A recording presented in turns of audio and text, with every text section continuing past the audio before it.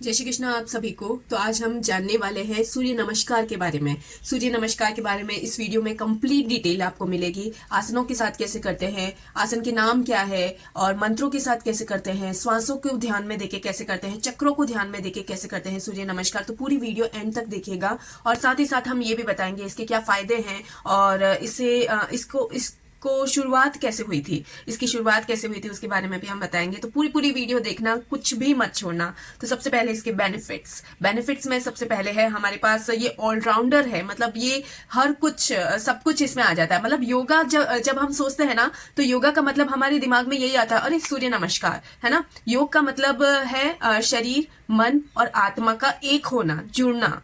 तो योगा में योग का मतलब है जुड़ना। ये संस्कृत के युज शब्द से लिया हुआ है। तो prevention is better than cure always, है ना। जब भी हम कोई बीमार पड़े उसके बाद में हम लोग कुछ करेंगे तब तक बहुत लेट हो जाएगा। तो अभी जब हम सही हैं तभी से अगर हम योग स्टार्ट कर दें तो बहुत अच्छा रहेगा हमारे लिए। तो हमेशा हमें ध्यान रखना है कि जो हमें आता है वो परफेक्ट हमें करना है, नहीं तो हमें एक बार सीख के फिर ही कोई चीज करनी चाहिए। तो सीख के करने से हमें बहुत ज्यादा फायदा होता है। तो सूर्य नमस्कार के बहुत सारे बेनिफिट है। सबसे पहला है वेट लॉस होना, जो कि बहुत पॉपुलर है आजकल। फ्लेक्सिबिलिटी बढ़ाता है, मसल्स को स्ट्रांग करता है, लंग कैपेसिटी को बढ़ाता है, स्ट्रांग कर देता है। और जो हमारा पोस्चर होता है ऐसे झुक के चलने का, कमर झुकाने का और पैर भी मतलब तिरछा करके चलने का, ये पोस्चर जो होते हैं ना हमारे, वो हमारे करेक्ट करता है सूर्य नमस्कार। तो ये हमें ध्यान रखना है कि ये बहुत सारे बेनिफिट देता है। मतलब इतने बेनिफिट मैं बता भी नहीं पाऊंगी, पर जो भी मुझे पता है वो मैं बता रही हूँ। ये हायर मेटाबॉलिज्म तो करता ही है, साथ ही हमारी मेंटल स्ट्रेंथ को भी बढ़ाता है, हमें मेंटली मजबूत बनाता है। जो हमारा डिप्रेशन होता है, एंजाइटी होती है, जो आजकल बहुत कॉमन हो गई है। जबकि डिप्रेशन वाले पेशेंट को जब मैंने सिर्फ 10 दिन योग करवाया, अपने 1 घंटे का वो सेशन दिया मैंने हर रोज 10 दिन तक लगातार, तो उसका इतना फायदा मिला, डिप्रेशन की गोलियां भी कम हो गई सिर्फ 10 दिन में। मतलब आप योग स्टार्ट करके तो देखिए एक बार। तो इस तरह से मतलब बहुत सारे बेनिफिट है सूर्य नमस्कार और योग करने के। तो हमें, अगर आप सोच रहे हैं, सिर्फ सोचते मत रहिए और योग स्टार्ट कीजिए। तो अब सवाल आता है कि ये स्टार्ट कैसे हुआ। सबसे पहले किसने सूर्य नमस्कार के बारे में सोचा होगा या करा होगा। तो इसके बारे में हमारे ग्रंथों में एक स्टोरी है, वो मैं आपके साथ शेयर करूंगी। आपको पता ही है हनुमान जी जो है, उन्होंने सूर्य को मुंह में ले लिया था। मतलब वो इतने ज्ञानी, इतने शक्तिशाली थे कि उन्होंने सूर्य भगवान को मुंह में ले लिया था, सूर्य को फल समझ के खा लिया था। तो उसी वक्त तो उन्होंने अपने ज्ञान का एक तरह से मिसयूज किया। तो पूरे संसार में हाहाकार मच गया, पूरे संसार में अंधेरा छा गया। तो भगवान तो किसी को भी नहीं छोड़ते, भगवान खुद को भी अगर गलती करते हैं तो जरूर पनिश करते हैं। तो हनुमान जी भी भगवान, और अब उनको भी पनिशमेंट तो मिलना ही था। तो इसके लिए उन्होंने उनको श्राप मिला कि आप सारा जो आपके दिमाग में जितना भी ज्ञान है भरा हुआ, वो सारा आप भूल जाओगे। तो अब जब बड़े हुए धीरे धीरे, हनुमान जी बच्चे थे तब खाया था सूर्य भगवान को, फिर बड़े हुए तो अब रियलाइज होने लगा कि नहीं, मुझे ज्ञान की सख्त जरूरत है। तो वो सूर्य भगवान के पास वापस से गए, क्योंकि उन्होंने छोड़ दिया था उस वक्त, तो सूर्य भगवान को निकाल दिया था वापस। तो सूर्य भगवान के पास गए कि मुझे ज्ञान की बहुत जरूरत है, मैं ज्ञान के बिना नहीं रह सकता। तो उसके लिए सूर्य भगवान ने कहा, मैं तो 24 आवर्स बिजी हूँ, मैं तो यहाँ से निकलता हूँ और सूर्य अस्त होता है, वहां से दूसरी जगह से उदय होता है। तो इस तरह से 24 आवर्स मेरा रोटेशन चलता रहता है, मैं तो फ्री ही नहीं हूँ, मैं कैसे ज्ञान दे सकता हूँ। तो हनुमान जी बोले, नहीं, कोई रास्ता निकालिए आप। तो सूर्य भगवान ने कहा, मैं जैसे जैसे घूमूंगा वैसे वैसे आप मेरे साथ साथ घूमेंगे तो ही पॉसिबल है। हनुमान जी ने यस बोल दिया, इमीडिएटली यस बोल दिया कि नहीं, मैं भी करूंगा। तो सूर्य भगवान इधर है और हनुमान जी ऐसे सामने की तरफ वो रहे। ठीक है, तो सामने रह के और घूमे। सामने क्यों रहते हैं? गुरु के पीठ पीछे कभी नहीं रह सकते ना। गुरु के हमेशा फेस टू फेस ज्ञान लेंगे, आमने सामने ज्ञान लेंगे, तभी वो ज्ञान मिलेगा। तो उन्होंने जैसे जैसे सूर्य भगवान जाते, 7 दिन तक लगातार चक्कर काटे, उनके साथ साथ पूरा चक्कर काटे। तो वो देख के बहुत ही सूर्य भगवान बहुत ही प्रसन्न हो गए, उनको सारा ज्ञान दे दिया। उनके साथ साथ हनुमान जी घूमते रहे। तो इस तरह से घूमते रहे और स्पीड मैच की उन्होंने, उनकी स्पीड भी मैच की। सूर्य भगवान को वो देख रहे थे और घूम रहे थे उनके साथ साथ। अब आई, ज्ञान पूरा हो गया, ज्ञान पूरा मिल गया उनको। अब आई गुरु दक्षिणा की बारी। सूर्य भगवान उनके गुरु बन चुके थे। तो उन्होंने, हनुमान जी ने कहा कि मैं क्या गुरु दक्षिणा में दूं। सूर्य भगवान ने कहा मुझे कुछ भी नहीं चाहिए, तुम्हें ज्ञान मिल गया, बस इस तरह से ज्ञान को बांटिए आगे भी। तो ये कृतज्ञता दिखाने के लिए हनुमान जी ने ये जो सूर्य नमस्कार के सारे आसन उस वक्त किए थे, कृतज्ञता प्रणाम करने के लिए, सूर्य भगवान को प्रणाम करने के लिए ये सारे आसन किए थे। तो इस तरह से सूर्य नमस्कार की शुरुआत हुई। तो अब हम देखेंगे कि ये आसन कैसे करते हैं और मंत्रों के साथ कैसे करते हैं, चक्रों के साथ कैसे करते हैं, दो तरीके से कैसे करते हैं, आजकल जो पॉपुलर है उस हिसाब से किस तरह से करते हैं, ये सारा हम आगे वीडियो में देखेंगे। तो अब हम सीखेंगे सूर्य नमस्कार करते कैसे हैं। सूर्य नमस्कार करने के लिए मैट से बाहर नहीं आना है। सबसे पहले तो ये ध्यान रखना है कि मैट के अंदर ही रहना है और अगले हिस्से में आ जाना है, ठीक है, ताकि जो भी आसन होंगे वो बराबर होंगे। अब यहाँ पे ऐसे प्रणाम मुद्रा, सबसे पहले प्रणाम आसन में ऐसे आइए। सबसे पहला जो स्टेप है कैसे लेंगे आप, ऐसे ऊपर, फिर ऐसे हाथ जोड़ेंगे, फिर ऐसे नीचे एकदम अनाहत, ये बिंदु चक्र जो हमारा होता है, हृदय चक्र, अनाहत चक्र, वहाँ पे हाथ रखेंगे। इससे क्या होता है, इसका साइंटिफिक रीजन है, हमारी जो लेफ्ट माइंड और राइट माइंड दोनों साथ में काम करते हैं, मतलब हम लोग पूरा 100% जागरूक रहते हैं इसमें। तो इस तरह से हम लोग हाथ को रखेंगे, ये प्रणाम आसन होते हैं और भी बहुत सारे फायदे हैं इसके। सबसे पहला स्टेप ऐसे रहेंगे, ठीक है, सूरज भगवान की ओर देखते हुए, और सूरज भगवान को सबसे पहले वंदन करना बहुत ज़्यादा चाहिए।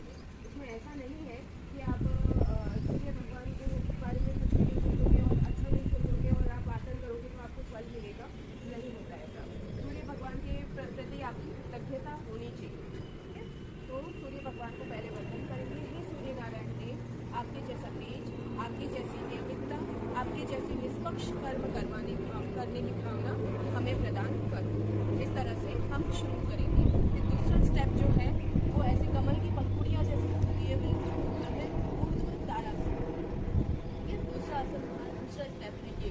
इसमें पूरा अर्ध चक्रासन नहीं करना है, कुछ लोग अर्ध चक्रासन कर लेते हैं, वो नहीं करना है। ऊर्ध्व ताड़ासन है इसका नाम, तो हस्तोत्तानासन भी कहते हैं, ये हमें करना है, ठीक है। तो तीसरा जो है, हमें दोनों हाथों को, ऐसा नहीं कि पहले ये नीचे आए फिर से नीचे आए, ऐसा नहीं करना है। यहाँ से हाथ को, दोनों हाथों को साथ में लाना है पैरों के पास में, ठीक है। जमीन को टच करने की कोशिश करनी है, इतना हो तो भी चलेगा, जितना होता है स्टार्टिंग में उतना चलेगा, ठीक है। यहाँ पे लाके नाक को टच करना है घुटनों के, इसके हाथ यहीं पे रहेंगे, दोनों पैर के पास ही रहेंगे, और फिर राइट लेग आगे रहेगा और लेफ्ट लेग पीछे जाएगा। लेफ्ट लेग इस तरह से टिका के रख सकते हैं और इस तरह से सामने देखना है। इसमें भी हर स्टेप में सूर्य भगवान को वंदना करना है, सूर्य भगवान को प्रसन्न करना है। सूर्य भगवान जैसा तेज चाहिए तो हमें ये इस तरह से करना है, ठीक है।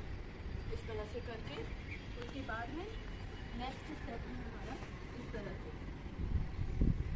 ठीक है। इसमें क्या करना है, एड़ी टिकी भी होनी चाहिए, एड़ी ऐसे रहती है वो नहीं रहनी चाहिए, एड़ी टिकी भी रहनी चाहिए। पर्वतासन में एड़ी टिकी भी होनी चाहिए इस तरह से, और हमें नाभि की तरफ देखना है, ठीक है, एकदम नाभि की तरफ देखना है इस तरह से। फिर चौथा स्टेप हमारा, घुटने टेकने हैं, चेस्ट टेकना है और फिर टेकना है इस तरह से। चेस्ट के आसपास हाथ होने चाहिए। ये नेक्स्ट स्टेप हुआ। फिर इस तरह से पैरों को पीछे सुला देना है, फिर भुजंगासन, सांप की तरह। इसमें नाभि तक टिकावा होना चाहिए, कोहनी थोड़ी सी नीचे रहेगी।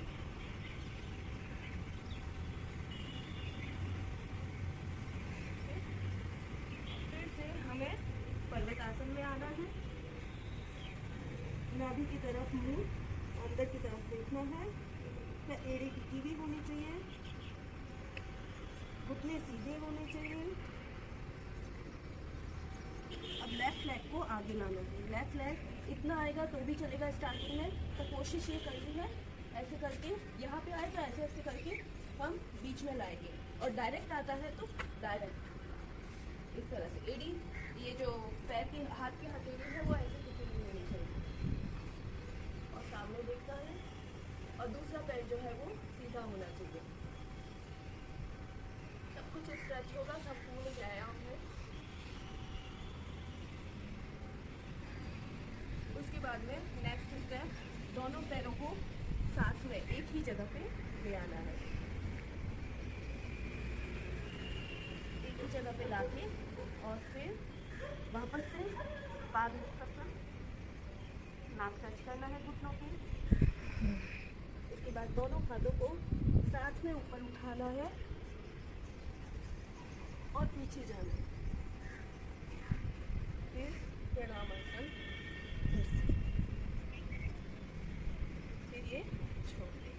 हम करेंगे दूसरे तरीके से, क्योंकि काफ़ी लोग ये वाला भी फॉलो करते हैं और बहुत पॉपुलर है ये वाला, तो ये हम दूसरे तरीके से करेंगे। सबसे पहला स्टेप ये भी रहेगा, ओके, दूसरा भी यही रहेगा, तीसरा भी यही रहेगा,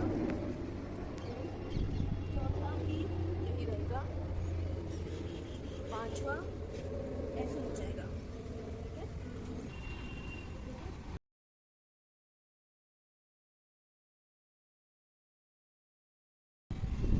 अब फिर जो चौथा है वो ऐसे करके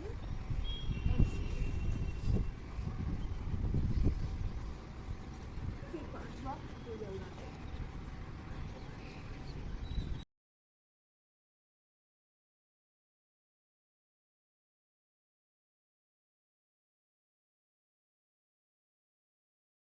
ये वापस ऐसे, अब दूसरी बार मैं करके बताती हूँ। सेम चीज़ कहाँ चेंज है, 1 same, 2 same, 3 same, 4 same, 5 change, ठीक है, 4 change, 6 same, 7 same, 8 same, 9 and 10 same and same. अब हम आसन के नाम के हिसाब से कर रहे हैं। सबसे पहला जो आसन है हमारा प्रणाम आसन, दूसरा ऊर्ध्व हस्तासन या हस्तोत्तानासन भी कहते हैं इसको, फिर पाद हस्तासन, पाद हस्तासन के बाद में दक्षिणी अश्व संचालन आसन, उसके बाद में दक्षिणी अश्व संचालन आसन के बाद में इसको बोलते हैं पर्वतासन, पर्वतासन के बाद में जो नेक्स्ट है हमारा अष्टांग नमनासन भी बोलते हैं, साष्टांग आसन भी कहते हैं, अधोमुख शवासन भी इसको कहते हैं, तीनों कहते हैं। फिर से यहाँ से ये नेक्स्ट जो स्टेप है उसको कहते हैं भुजंगासन, सर्वभुजंग, ठीक है। फिर से पर्वतासन, पर्वतासन करते हैं। इसके बाद में ये जो है हमारा, इसमें लेफ्ट लेग आगे आता है, उसको बोलते हैं वाम अश्व संचालन आसन, वाम अश्व संचालन आसन। फिर वापस से ये जो आएगा पाद हस्तासन, उसके बाद में ऊर्ध्व हस्तासन या हस्तोत्तानासन, फिर प्रणामासन, ठीक है। हम करेंगे श्वास लेने और छोड़ने का, मैं बताते बताते। श्वास लेने को कहते हैं पूरक, श्वास छोड़ने को कहते हैं रेचक। और जब हम श्वास रोके रखते हैं, भले श्वास लेने के बाद रोकते हैं चाहे श्वास छोड़ने के बाद रोकते हैं, उसको बोलते हैं कुंभक, ठीक है। और जब हम सामान्य श्वास लेते हैं, नेचुरली जो ब्रीदिंग हमारी आती है वो लेते हैं, तो उसको बोलते हैं सामान्य ब्रीदिंग, सामान्य श्वास। तो सबसे पहले हम इसमें जो करेंगे, सामान्य श्वास लेंगे और छोड़ेंगे। प्रणाम आसन में सामान्य श्वास लेंगे और छोड़ेंगे, तो इसको क्या बोलते हैं, सामान्य श्वास लेते हुए और छोड़ते हुए, जो हमारी नॉर्मल ब्रीदिंग चल रही है वैसे। दूसरा जो आसन है हमारा, उसमें हम लोग श्वास लेंगे, श्वास लेंगे, फिर नीचे पाद हस्तासन में आते हुए श्वास छोड़ेंगे, फिर से जो नेक्स्ट है उसमें श्वास लेंगे, उसके बाद में नेक्स्ट जो है उसमें श्वास छोड़ेंगे, उसके बाद इसमें सामान्य सामान्य श्वास रखेंगे।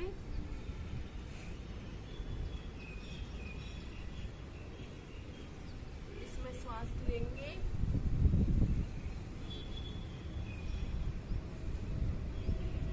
इसमें श्वास छोड़ेंगे, छोड़ते हुए पर्वतासन। श्वास लेंगे, श्वास छोड़ेंगे, श्वास लेंगे, श्वास छोड़ते हुए फिर सामान्य श्वास रखते हुए प्रणामासन। तो ये हमने देखा कि हम कैसे श्वासों के साथ जब हम करते हैं जब तो हमारा प्रॉपर हमें जो फ़ायदा मिलना होता है वो प्रॉपर फ़ायदा मिलता है, पूरा फ़ायदा मिलता है।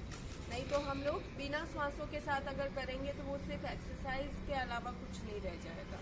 योग तभी होता है जब हमारा शरीर, मन, आत्मा एक हो जाते हैं। तो अब हमें चक्रों के हिसाब से हम लोग कैसे करेंगे, चक्रों को ध्यान में रखिए। ये श्वास को ध्यान में रखते हुए हमने किया, अब चक्रों को ध्यान में रख के हम लोग कैसे करेंगे, ठीक है। चक्र सबसे पहले जो प्रणाम आसन होता है उसमें आज्ञा चक्र पे ध्यान होता है। आज्ञा चक्र हमारा होता है तिलक वाली जगह पे।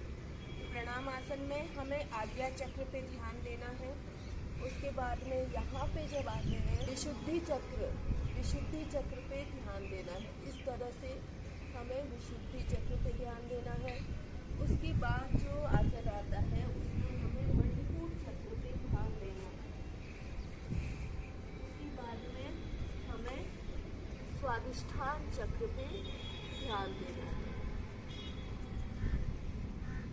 उसके बाद में हमें सहस्रार चक्र पे ध्यान देना है। उसके बाद में हमें अनाहत चक्र पे ध्यान देना है।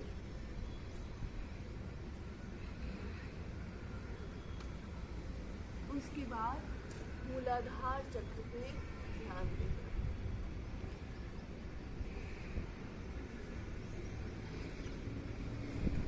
फिर से सहस्त्रार चक्र पे ध्यान देना है। स्वादिष्ठान चक्र पे ध्यान देना है।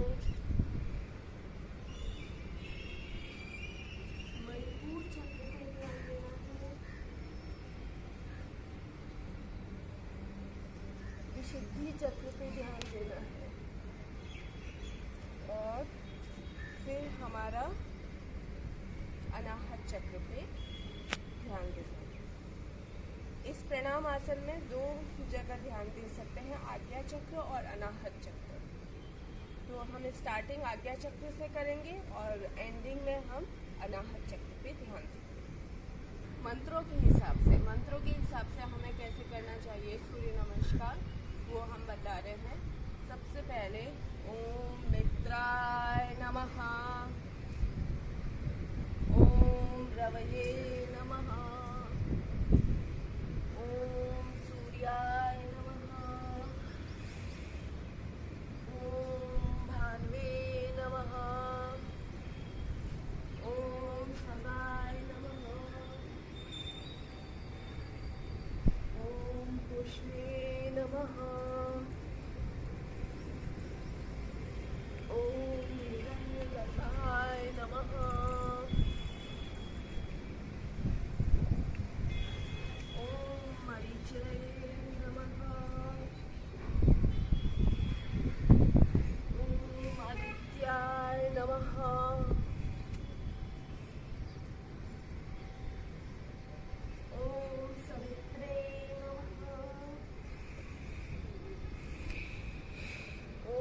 मार्काय नमः, ओम भास्कराय नमो नमः। सूर्य भगवान को अर्घ्य देना का भी यही सेम फायदा है। जैसे नमस्कार करते हैं वैसे ही सूर्य भगवान को अर्घ्य देना चाहिए। इस तरह से लोटे में जल लेके हर रोज सूरज भगवान को अर्घ्य देना चाहिए। फिर ये और यहाँ से जो पानी गिरता है उससे सूर्य भगवान जो दिखते हैं हमें, उससे हमें शीतलता मिलती है, सूर्य भगवान का तप मिलता है, नियमितता मिलती है और निष्पक्ष कर्म करने की भावना आती है। तो इस तरह से हमें हर रोज सूर्य भगवान की वंदना करनी चाहिए। इस तरह से आप रखिए और बोलना चाहिए, एहि सूर्य सहस्रांशो तेजो राशि जगत्पते अनुकंपय मां भक्त्या गृहणार्घ्यं दिवाकरः। और फिर जल अर्पण करके हमें प्रणाम करना चाहिए। इस तरह से सूर्य भगवान को हमेशा अर्घ्य देना चाहिए। नारायण नारायण।